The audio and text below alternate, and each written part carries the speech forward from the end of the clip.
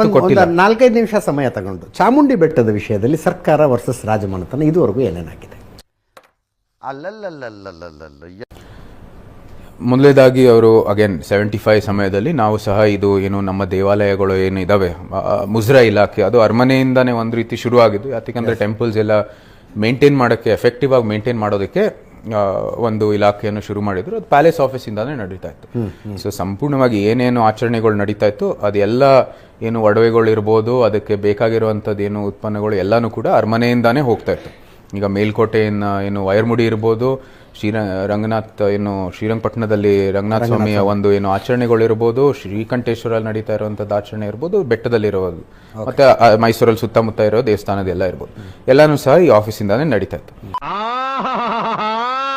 75 ಆ ಸಮಯದಲ್ಲಿ ಏನು ನಮಗೆ ವಿಶೇಷವಾದ ಹಕ್ಕೆಲ್ಲ ಏನಿತ್ತು ಅದೆಲ್ಲ ರದ್ದು ಮಾಡಿದ ನಂತರ ಆವಾಗ ತೀರ್ಮಾನ ಮಾಡಿತ್ತು, ಇಲ್ಲ ಇದು ಮೇಂಟೆನೆನ್ಸ್ಗೋಸ್ಕರ ಇದು ಒಂದು ರೀತಿ ಸರ್ಕಾರ ಇದರಲ್ಲಿ ಒಂದು ಪಾತ್ರ ಇರ್ಬೋದು ಅಂತ, ಅದು ಅನುಕೂಲ ಆಗುವಂಥದ್ದು ಅಂತ ಆವತ್ತಿನ ಅಭಿಪ್ರಾಯ. ಅದಕ್ಕಾಗಿ ಪ್ಯಾಲೇಸು ಟೆಂಪಲ್ಸ್ ಎರಡು ಕೂಡ ಒಂದು ರೀತಿ ಮೈಸೂರು ಪ್ಯಾಲೇಸ್ ಪ್ಲಸ್ ಟೆಂಪಲ್ಸ್ನ ಮೇಂಟೆನೆನ್ಸ್ಗೋಸ್ಕರ ಅವರು ಕೊಟ್ಟಿದ್ರು. ಅದು ನಿಜ. ಆದರೆ ಅದು ಕೋರ್ಟ್ ಆಗಲೇ ಹೇಳಿದೆ ಇದಾಗಲ್ಲ ಅಂತ, ಅವ್ರಿಗೆ ಪುನಃ ಕೊಡಬೇಕು ಅಂತ.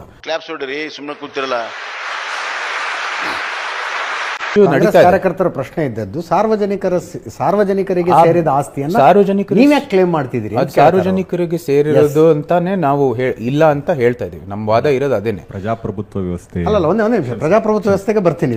ಪ್ರಜಾಪ್ರಭುತ್ವ ಇರ್ಬೋದು, ನಮ್ಮ ಧಾರ್ಮಿಕ ಹಕ್ಕು ಯಾವತ್ತೂ ಬದಲಾಯಿಸಿಲ್ಲ. ಧಾರ್ಮಿಕ ಸ್ಥಳಗಳು ಇನ್ನು ಧಾರ್ಮಿಕ ಸ್ಥಳನೇ.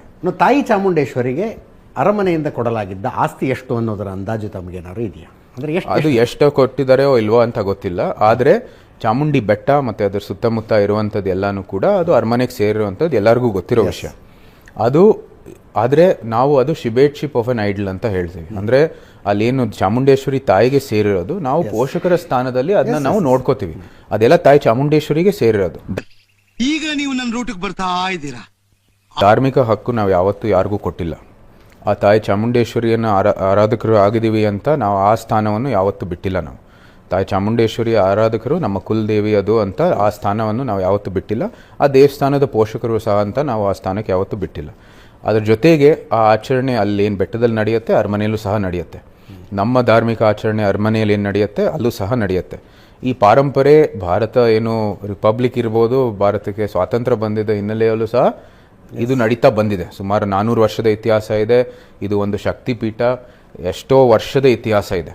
ಆ ಪೂಜೆ ಕೈಂಕರ್ಯ ಏನೋ ಯಾವ ರೀತಿಯಲ್ಲಿ ಆರಾಧಿಸ್ತೀವಿ ಅದು ಎಲ್ಲಕ್ಕೂ ಕೂಡ ಅರಮನೆಗೆ ಟೈಅಪ್ ಆಗಿರೋ ಕಾರಣಕ್ಕಾಗಿ ಒಂದು ಧಾರ್ಮಿಕ ಕೂಡ ಒಂದು ಸಂಬಂಧ ಇದೆ. ಸೊ ಈ ಎಲ್ಲ ಹಕ್ಕುಗಳು ನಾವು ಯಾವತ್ತೂ ಬಿಟ್ಟಿಲ್ಲ. ಆದರೆ ಆ ಮುಜರಾಯಿ ಏನು ಕೇಸ್ ಇದೆ ಅದೇ ಮುಂದುವರಿತಾ ಬಂದಿದ್ರು. ಅದು ಏನು ಸಮಾಜದ ಒಂದು ಮೆಮರಿಯಲ್ಲಿ, ಸೊಸೈಟಲ್ ಮೆಮರಿಯಲ್ಲಿ ಅದು ಆಚೆಗೆ ಬಂದಿರ್ಬೋದು. ಆದರೂ ಸಹ ಆ ಕೇಸ್ ಏನು ಮುಂದುವರಿತಾ ಇತ್ತು. ಆ ಸಮಯದಲ್ಲಿ ಮತ್ತೊಮ್ಮೆ ಇನ್ನೊಂದು ಪ್ರಾಧಿಕಾರ ಸೃಷ್ಟಿ ಮಾಡಿ ಅದು ಇವತ್ತಿನ ಏನು ಆಧುನಿಕತೆಯ ಒಂದು ಹೆಸರಿನಲ್ಲಿ ಇದೆಲ್ಲ ತಾಯಿಯ ಒಂದು ಆಸ್ತಿ, ಇಲ್ಲ ಇದು ಪ್ರಾಧಿಕಾರದ ಆಸ್ತಿ ಅಂತ ಹೇಳೋದು ತಪ್ಪಂತ. ದೇವಸ್ಥಾನಗಳು ಏನಕ್ಕೆ ಸರ್ಕಾರ ನಿಯಂತ್ರಿಸಲು ಮುಂದುವರಿತಾ ಇದೆ ಅಂತ ನಾವು ಪ್ರಶ್ನೆ ಮಾಡಿದ್ದೇವೆ. ತಾಯಿಯವರು ಒಂದು ಸ್ವಲ್ಪ ಏನು ಬಹಳ she was very reserved about entering into politics, you entering into politics ಅಂತ. ಅಣ್ಣ ಇನ್ನು ಏನೋ ಬೇಕಣ್ಣ, ಇದು ಸರಿಯಾಗಿಲ್ವೇ? ಇಲ್ಲ ಬೇಕು ರಿಸರ್ವ್ಡ್ ಅಂತಲ್ಲ, ಅವ್ರಿಗೆ ಮುಖ್ಯವಾಗಿ ಇದೆಲ್ಲನೂ ಕೂಡ ಏನೇನು ಆಗ್ಬೋದು ಅವರು ಕೂಡ ಅನುಭವಿಸಿದ್ದಾರೆ. ಅವರ ನಮ್ಮ ತಂದೆಯವರ ಕಾಲದಲ್ಲಿ ಏನೇನಾಯಿತು, ಯಾವ ರೀತಿ ಒಳ್ಳೇದಾಯಿತು, ಯಾವ ರೀತಿ ಕೂಡ ಒಂದು ರೀತಿ ಅದು ಹಿನ್ನಡೆ ಆಯ್ತು ಕೂಡ ಅವರು ಅನುಭವಿಸಿದ್ದಾರೆ. ಸೊ ಇದೆಲ್ಲನೂ ಕೂಡ ಪರಿಗಣಿಸಿದೀವ ಇಲ್ವಾ ಅಂತಾನು ಕೂಡ ಅವರಲ್ಲಿ ಒಂದು ಅಭಿಪ್ರಾಯ ಇತ್ತು. ಸೊ ಅದೆಲ್ಲನೂ ಕೂಡ ನಾವು ಒಂದು ರೀತಿ ಅವರು ಕೂಡ ಅನ್ನೋ ಥರದ ಅಭಿಪ್ರಾಯ ಇತ್ತಾ? ಇಲ್ಲ, ಆ ಥರ ಏನಿಲ್ಲ. ನಮ್ಮ ವೃತ್ತಿ ಜೀವನಕ್ಕೆ ನಮ್ಮ ಸಂಪೂರ್ಣವಾದ ಸ್ವಾತಂತ್ರ್ಯ ಇದೆ ನಮಗೆ ಅರಮನೆಯಲ್ಲಿ. ಯಾವುದೇ ರೀತಿ ಅವ್ರೇನು ಅದಕ್ಕೇನು ಆಕ್ಷೇಪವನ್ನು ಅವ್ರು ಯಾವತ್ತೂ ವ್ಯಕ್ತಪಡಿಸಲ್ಲ. ಈ ಥರ ನಾವು ಮುಂದುವರಿಬೇಕು ಅಂದರೆ ಅವರು 100% ನಮ್ಮ ಬೆಂಬಲಕ್ಕೆ ಇರ್ತಾರೆ. ಆದರೆ ನೀವು ಸರಿಯಾಗಿ ಅದನ್ನ ಪರಿಗಣಿಸಬೇಕು ಅಂತ ಅವರ ಅಭಿಪ್ರಾಯ ಅಷ್ಟೇ. ಅರ್ಥ ಆಯ್ತು ಅನ್ಸುತ್ತೆ. ಸರ್, ನಿಮ್ಗೆ ರಾಜಕೀಯ ಅವಶ್ಯಕತೆ ಇತ್ತಾ ಇಲ್ಲ ಬಿಜೆಪಿಗೆ ನಿಮ್ಗೆ ಅವಶ್ಯಕತೆ ಇತ್ತಾ? ಬರೀ ಇಂಥದೆಯಾ? ಅವಶ್ಯಕತೆಯ ಪ್ರಶ್ನೆ ಅಲ್ಲ ಇದು. ನನ್ನ ವೃತ್ತಿ ಜೀವನ ಯಾವ ರೀತಿ ನಾನು ಮುಂದುವರಿಬೇಕಾಗಿದೆ, ಸಮಾಜದ ಸೇವೆಯ ದೃಷ್ಟಿಯಲ್ಲಿ ನಾನು ಯಾವ ರೀತಿ ಮುಂದುವರಿಬೇಕು ಅಂತದ್ದು ಪ್ರಶ್ನೆ ಆಗಿತ್ತು. ನಾನು ಸಹ ಏನು ವೈಯಕ್ತಿಕವಾದ ಒಂದು ದೃಷ್ಟಿಯಲ್ಲಿ ಏನು ಮಾಡ್ತಾ ಇದೆ ಅದನ್ನು ಮೀರಿ ಇನ್ನೂ ಜಾಸ್ತಿ ಕೆಲಸ ಮಾಡಬೇಕು ಅಂತ ನನ್ನ ಆಸೆ.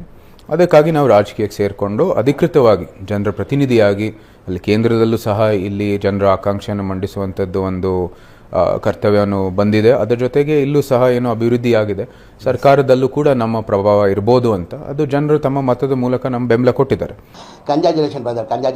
ಮೈಸೂರು ಕೊಡಗು ನಿಜವಾದ ಸಂಸದರು ಯದುವೀರ್ ಒಡೆಯವರ ಅಥವಾ ಪ್ರತಾಪ್ ಸಿಂಹ ಅವರು? ಯಾಕಂದ್ರೆ ಗೆದ್ದ ಮೇಲೆ ಎಲ್ಲೂ ಕಾಣಿಸ್ತಾ ಇಲ್ಲ ನೀವು. ಪ್ರತಾಪ್ ಸಿಂಹ ಅವರು ಎಲ್ಲ ಕಡೆ ಓಡಾಡ್ತಾ ಇದ್ದಾರೆ, ಎಲ್ಲಿ ನೋಡಿ ಪ್ರತಾಪ್ ಸಿಂಹ ಅವರು ಇರ್ತಾರೆ. ಬಟ್ ಯದುವೀರ್ ಒಡೆಯವರು ಎಲ್ಲ ಒಂದ್ ಕಡೆ ಕಳೆದೋಗಿದ್ದಾರೆ ಸರ್. ಯಾವ ಸಮಾವೇಶದಲ್ಲಿ ನೋಡು, ಯಾವ ಪ್ರೊಟೆಸ್ಟ್ ಅಲ್ಲಿ ನೋಡು ಪ್ರತಾಪ್ ಸಿಂಹ ಅವರು ಕಾಣಿಸ್ತಾ ಇದ್ದಾರೆ, ಬಟ್ ಯದುವೀರ್ ಒಡೆಯವರು ಎಲ್ಲೂ ಕಾಣಿಸ್ತಿಲ್ಲ. ನನ್ ಮೇಲೆ ಆಣೆ ಇಟ್ಟು ನನ್ ಮೇಲೆ ಆಣೆ ಇಟ್ಟು ಯಾವ ಆಧಾರ ಮೇಲೆ ಹೇಳ್ತಾ ಇದೀರಿ ಅಂತ ಗೊತ್ತಿಲ್ಲ. ನೀವು ಅಂದ್ರೆ ಯಾಕಂದ್ರೆ ಜಾಸ್ತಿ ನಾವು ಕಾಣಿಸ್ಕೊಳ್ಳೋದಿಲ್ಲ ನೀವು ಹೊರಗಡೆ. ಅವ್ರು ಎಲ್ಲ ಈಗ ನಾನು ಉದಾಹರಣೆಗೆ ಹೇಳ್ತೀನಿ, ಈಗಲೇ ನಮ್ಮ ಹನುಮ ಜಯಂತಿ ಆಯಿತು, ಅವ್ರ ಪಕ್ಕದಲ್ಲೇ ನಾನೇ ನಿಂತಿದ್ದೆ ಅಲ್ಲಿ ಹುಣಸೂರಲ್ಲಿ ನಡೀತಾ ಇರುವಾಗ. ನಾವು ಅದಕ್ಕೆ ಹೋಗ್ಬಿಟ್ಟು ಪ್ರಚಾರ ಮಾಡ್ತಾ ಇರೋ ಕಾರಣಕ್ಕಾಗಿ ಅಥವಾ ಏನು ಹೆಚ್ಚಾಗಿ ಅಂದರೆ ಬೇಕಾಗಿ ಇಲ್ಲದೇ ಇರೋ ಪ್ರಚಾರ ಮಾಡ್ತಾ ಇಲ್ಲದೇ ಇರೋ ಕಾರಣಕ್ಕಾಗಿ ಬಹುಶಃ ನಿಮ್ಗಲ್ಲಿ ಅನಿಸಿರ್ಬೋದು. ಮತ್ತು ಬೆಂಗಳೂರಲ್ಲಿ ಕೂತ್ಕೊಂಡು ನಿಮ್ಮ ಮೈಸೂರು ಮತ್ತು ಕೊಡಗುವಿನ ಸಮಸ್ಯೆಗಳು ನಿಮಗೆ ಜಾಸ್ತಿ ಗೊತ್ತಿಲ್ಲದೆ ಇರ್ಬೋದು. ಆದರೆ ದಯವಿಟ್ಟು ಬನ್ನಿ ಮೈಸೂರಿಗೆ, ನಮ್ಮ ಜೊತೆನೇ ಬನ್ನಿ, ಓಡಾಡಿ ನೋಡೋಣ ಎಷ್ಟು ಮಾಡ್ತಾ ಇದ್ದೀವಿ ನಾವು ಅಂತ.